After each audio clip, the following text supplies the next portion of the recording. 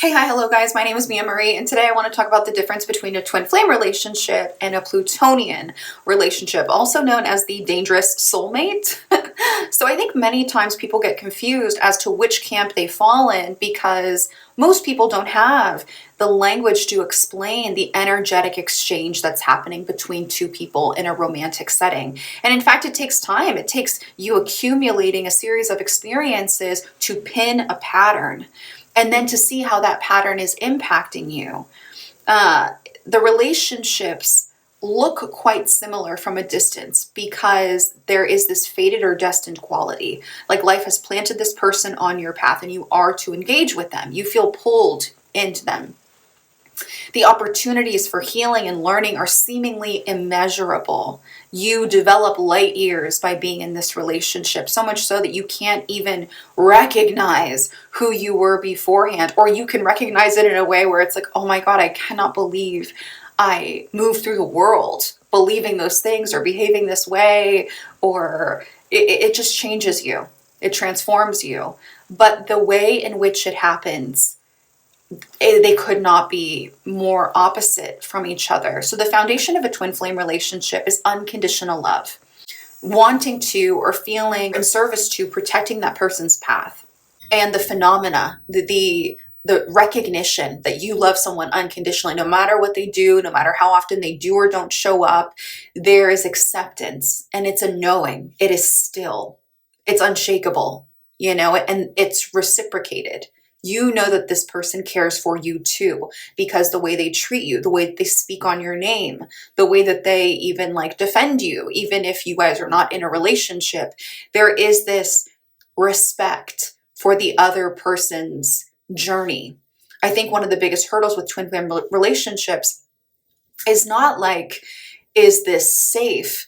It's more like, can I commit to be open and vulnerable and connected, not only to yourself and to your soul's mission, your life journey, but also to another individual. That is the biggest hurdle, is overcoming the fear of being loved totally and completely. And many times you will see that you're kind of living parallel experiences, like what you've been through in some way, shape, and form aligns with what this person has been through. Also, in order for twin flame relationships to work, both people got to be on their best behavior. You can't be falling back on your bullshit. You have to address a lot of the Plutonian themes, actually.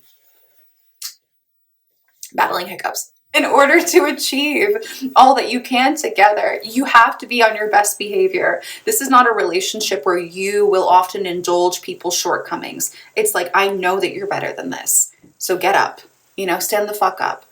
Sure, it's characterized by uncomfortable conversations, but this person is not using your trauma in a way to very obviously make you feel like shit. And I think that sometimes, depending on your level of comfortability with facing your demons, it can feel like if anyone just mentions it, that they are harming you. But in a Plutonian relationship, it is, if you do not do this for me, I will expose you to everybody. Everybody will know what happened to you. And it's like, suddenly you don't even have control over your own secrets. You don't have control over your own privacy because you trusted someone that was not trustworthy to begin with. We'll talk more about that later. So there's accountability and responsibility, a key feature of twin flame relationships. It shows you how good a relationship can get. On the other hand, a Plutonian relationship is focused on conditional love. Be who I want you to be, do what I want you to do, say what I want you to say, be quiet when I want you to be quiet, or respect goes out the door. Many times you can feel objectified. So how do you know if you're in a Plutonian relationship? Let me run this back. You know you're in a Plutonian relationship when you pull up a Synastry chart. You pull up a Synastry chart, your birth chart is in the middle, and then you superimpose your partners over you, and their Pluto is making contact with your sun, moon, rising, Venus. I would exempt Mercury if Mercury is conjunct Pluto, because then it's like they know exactly where you're coming from. Mercury is your mind function. So if your Mercury is conjunct someone's Pluto, someone might be playing mind games with you, but they're not pulling one over your eyes. You are kind of in the same line of thought. You're saying the things, you're naming the things that they're doing as they're doing it. And so it's not so entangling. So anyways, if someone's Pluto is touching one of your personal planets, it can feel like you are objectified. You are a pawn on the chessboard of life, but it's not so obvious. What is very alluring about these relationships is that it feels exotic because this person meets you with this grandiose expression of admiration and love. And in the twin flame relationship, you are able to see a part of yourself in them. And so you trust them. You know, it's like, I feel what you feel. Yeah, that's real. Isn't that crazy? In a Plutonian relationship, there is a very obvious desire to accelerate the establishment of trust and bonding. Maybe on your first date, they're like, I love you so much. And you're like, I haven't connected with you once, actually. Like, maybe you might even say that, you know? Knowing me, I would be like, you don't know who I am. And I find that to be very alarming. But it can be nice to hear that, especially because in order to fall into a Plutonian relationship, we're working on betrayal or trauma bonds. That is what ties you guys together. Your demons dance so well together. This person is kind of like the bad boy or the bad girl. There's a dangerous feature to them that you are attracted to, but also you're scared. In the twin flame relationship, you're scared to be loved totally and completely. In a Plutonian relationship, you're scared that someone's going to hurt you, that someone's going to wound you. And I know that many times in interpersonal relationships, we say things that we don't mean, or we are coming to see our darkness through the eyes of, you know, its impact on another person. But a Plutonian person doesn't give a shit. You look at them and you're almost like, hello, is there someone in there? Like, how could you be so malicious? And so, is there anything else that I want to talk about? It's kind of like Pluto says, like, I'm going to destroy you. Plutonian relationships, like, I'm going to destroy you. And twin flame relationships say, I'm going to build you up. And in the process of building you up, we might need to rebuild a couple of structures in your life at your pace, on your own time. Again, that mutual respect that does not exist or is inconsistent.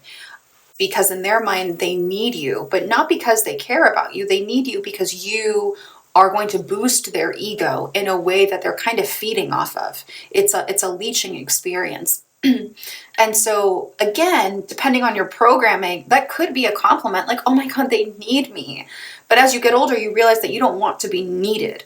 You know, you want to be wanted. You want someone who can take care of themselves and then can give more to a relationship that is giving to both of you guys and the world around you. And so this person will require a lot of sacrifice and control, almost like they're stalking you or obsessed with you. I remember having a conversation with a girlfriend and she was just like, he's not even stalking me. He doesn't love me. And I was like, girl, you have been in way too many Plutonian relationships. Like, that is not love at all. So let's talk about what it means or how you can pin whether you're in a Plutonian relationship with someone or a twin flame relationship. Another difference before we move on is that in twin flame relationships, you might hear yourself saying like, man, I'm really not being the best version of myself. And there is a desire to move towards being that wholesome individual. Versus in a Plutonian relationship, many times you will hear yourself say, I am the worst version of myself. I have never felt more weak or more challenged or more defeated psychologically. So how do you know that you're in next? So now that you know, how do you know if you're in a twin flame relationship?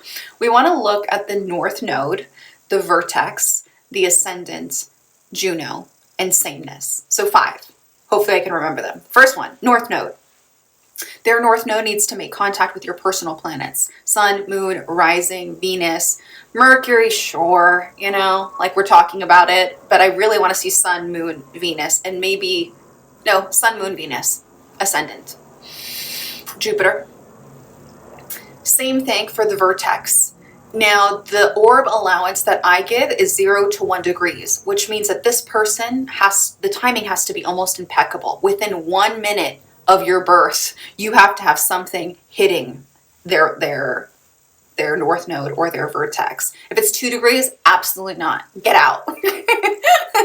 But yeah, so very tight orbs. Some people will give you greater orb allowance and they're lying. That's just the probability at that point is ridiculous. Number 3, Ascendant.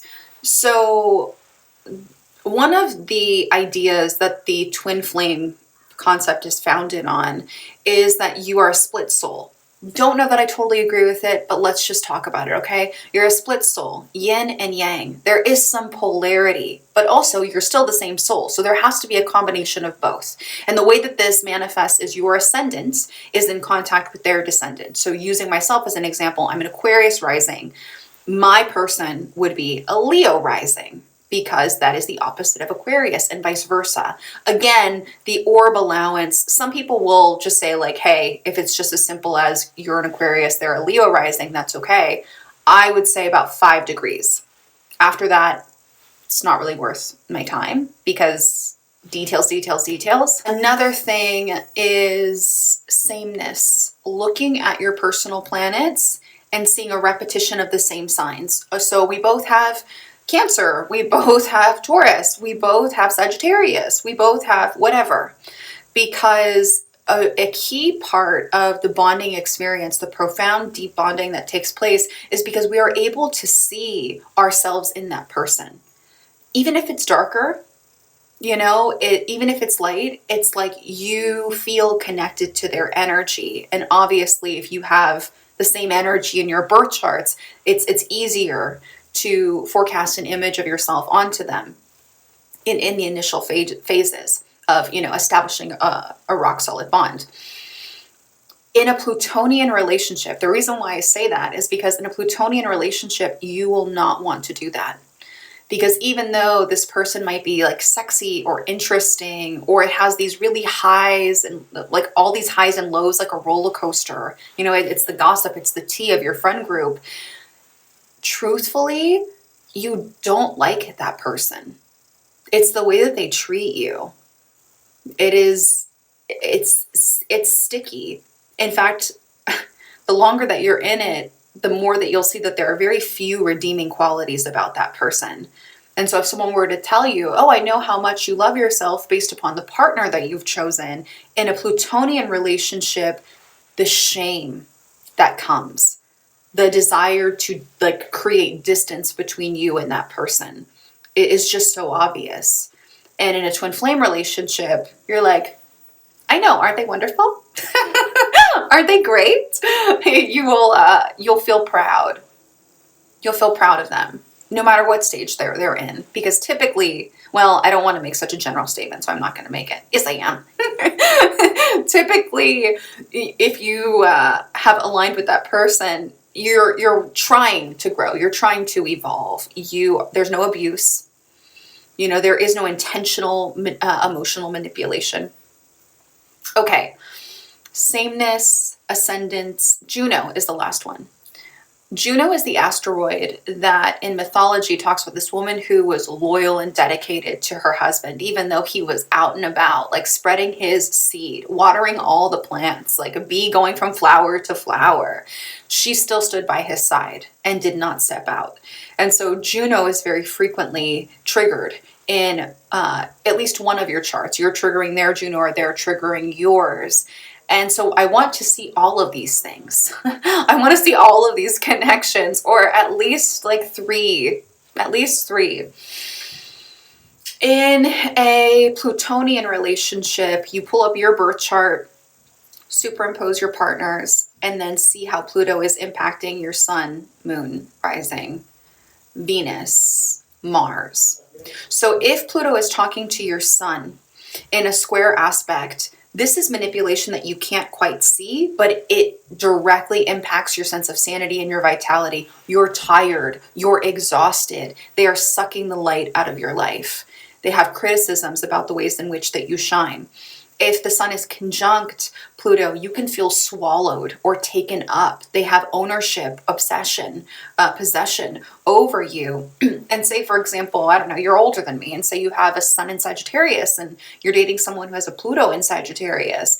The Sagittarius person will feel like, I can't live. I don't have freedom. You're requiring me to do so much that like it's too tight. I can't breathe. If you're in my generation, and you're a Scorpio sun with someone's Pluto in Scorpio, I think that you would kind of catch it. You know, like your sun is your consciousness. And so your consciousness shining your light on someone's unconscious, it's a different type of dynamic, but it's powerful. You know, everything revolves around the sun at the end of the day. If Pluto is in contact with the moon, we see codependency, people-pleasing tendencies, a desire to do whatever it takes to make this relationship thrive. And it can create anxiety. You know, the moon person doesn't want to lose the Pluto person. And what's worse is if the Pluto person doesn't give a shit. Like if their other planets are not engaging with you, if they are not engaging with you in a meaningful way, they will drag you through the mud. The only exception I would make for any of these placements that I'm sharing with you is if you have this natally, is if in your own birth chart, your own Pluto is dragging you, you know, by your hair, then this is just someone who is very helpful also, but they are kind of doing the things that you're doing to yourself and they make it very obvious to you. But, yeah, codependency, doing anything. There was this one girl on TikTok, I wish I knew her name. She is in a lesbian relationship and she was literally, I have to watch my commentary. The way that her quality of life depreciated because of her codependency screams Pluto in contact with her moon. You know, this is someone, she's in a relationship with someone who outwardly demoralizes her and defames her character and speaks so poorly of her. And so it can be emotionally draining and entangling. If Pluto is in contact with Mars, this is abuse. Because Mars is the warrior in each one of us. And if it's in a water sign, oh, no, no. But it's like, the part of you that wants to defend and protect yourself is going up against the higher octave of itself. The higher octave of Mars is Pluto, and Pluto wins. You know, Mars says that I will die trying to protect myself. Pluto is like, I will kill both of us just so you don't win. And so it creates this dynamic of everyone involved trying to gain superiority over the other person, and it never ends well. If Pluto is in contact with your Venus, this is very difficult to break free from, similar to the moon, because Venus in our mind represents what we are attracted to. Oftentimes, if our Venus is triggered, it's like, ooh, it's a love story. This is a great love story. You're looking at someone and you get struck by Pluto's arrow, but it just so happens that you're looking at someone who is like Satan. And so Sylvia Plath is someone that I think about when I entertain ideas of this configuration. She outwardly admits that he treated her badly, that he was wrestling with addiction and depression and suicidal thoughts. And she said, whatever he goes through, I will go through. Now, in so many words, what she's saying is, I will commit to be sick with you. I will not require you to change. I will sip the poison and we will die together.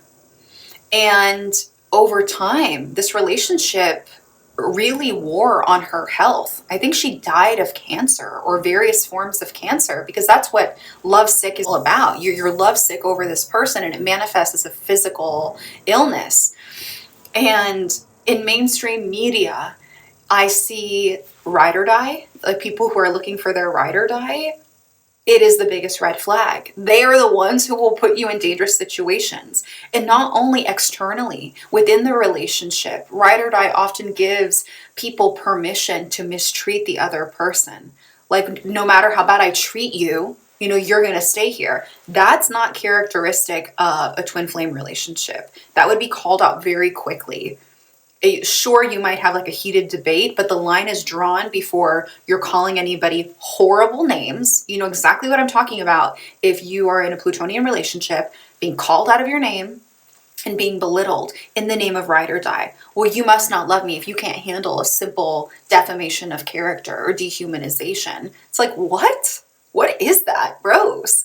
So what makes this difficult, though, going back to the point, is that if your Venus is triggered by someone's Pluto, you feel like Persephone. let's talk about a story. So in Greek mythology, Demeter is Taurus, and she gives birth to Persephone, the most beautiful human on earth. Now Hades, the god of hell, happens to see Persephone, and he kidnaps her and makes her his wife in hell. She ends up loving it because for once she has power. For once, she has authority. Her mother was a god and she's a human, so she feels important. She feels as if she's in a position of power. You can feel like you're a power couple when you're with this person, but that's why the patterns are so important to pin. That's why considering the effect that the relationship has over your overall quality of life, going back to Sylvia Plath, committing to be sick for somebody is not an honorable thing to do. And to be quite frank, this is very difficult to forget about because the Venus person will be obsessed with the Pluto person, and the Pluto person knows this. And again, depending on how evolved and how conscious they are as an individual, they will either exploit that and basically suck you dry. It's still a very tumultuous relationship. There's no fucking way around it. I'm sorry. And I think that those are the main ones that stick out to me. If Pluto is conjunct to the Ascendant, this is someone that you will, similar to the sun, but it hits you on a soul level. The sun is more your ego, like your human healing journey. You're trying to learn something, right? You're on an adventure. But your rising sign is expression. And so it can feel like this person is standing guard at your front door and not letting anybody in and also not letting anything out. Rapunzel. It's giving Rapunzel energy. Like, you are in prison, stay here, don't do anything. And then of course there are other aspects that can soften it, but if you have multiple contacts with someone's Pluto, or you're dealing with a Plutonian person and they are unconscious or unaware of their impact on other people, then it can be a situation where even if you voice your opinion, you know, like, I've noticed that you gaslight me a lot, or I noticed that you talk down to me. The Pluto person cannot see it. They're not intentionally doing it unless they're like a sick psychopath. You know, think about it. We all have a Pluto somewhere. For someone out there in the world, we are that transformative change agent that comes into their life and is committed to destruction. But call it like you see it. You know, like, let's just name it what it is. And so if you're in this really intense, emotionally charged situation and you're like, what is this? Like, what is this soulmate relationship? I highly encourage you to look at the synastry. And if you can't look at the synastry because of, like, you know, they don't know what time they were born, they don't want to give me their information, look at the patterns of behavior, specifically like the glorification, someone putting you on a pedestal and feeding you all the information that you need to feel like you're loved, but it's hollow, but it's shallow, but it's inconsistent, but it doesn't mirror the same things that they seem to value in their life. And then the moment you try to capitalize on an opportunity for yourself, or you want to chart, you know, on some venture independently, whenever you do something that defies what they want for themselves, you will see them actively take you down. And there is no love in this situation. It is obsession, it's fixation, and it's about jealousy and control. And if they're trines, this is another part of this. Trines are softer aspects. This takes years to uncover because, again, the Pluto person's brain is kind of playing the long game.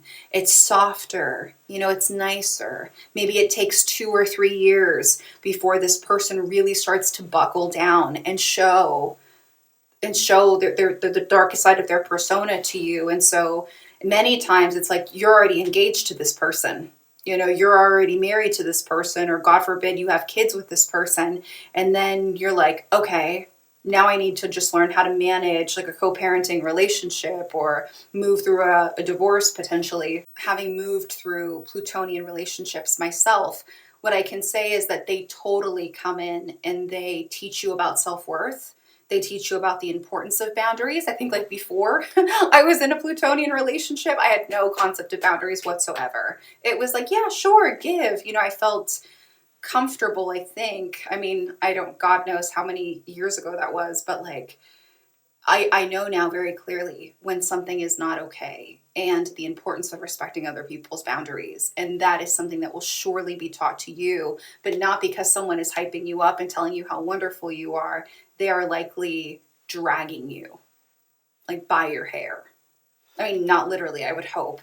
And so, yeah, the difference between the two is insane. It's completely insane. They're both transformative. They will both leave you, like I said, light years ahead of where they found you, but the medicine comes in a very different way. And it's either you're learning through love and self-acceptance and challenging yourself to be better, challenging yourself to be open in a twin flame relationship, because, twin flame relationships don't work if people are falling back on their bullshit. The brilliance of the light of the soul in both of the individuals only shines when we are walking in the enlightened path.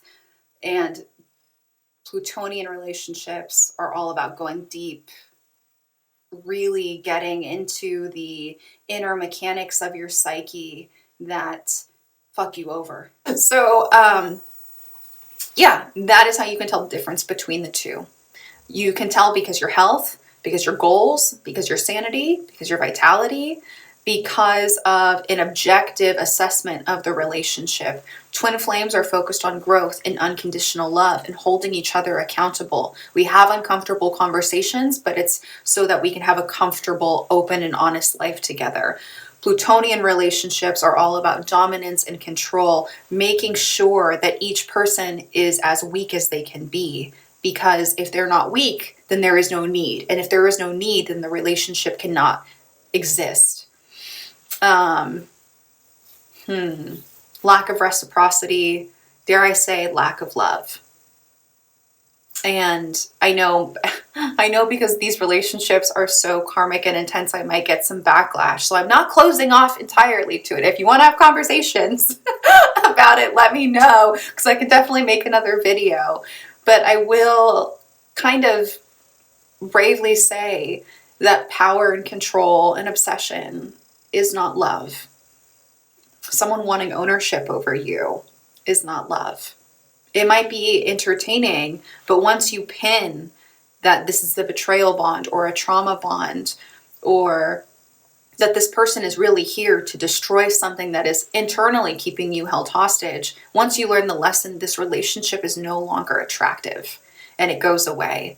Versus twin flame relationship lasts the test of time because you are constantly striving to be better. The options are limitless. In an upward direction. So that's what I got for you. I hope that you enjoyed this. If you did, do let me know. Like, comment, and subscribe. Toodles.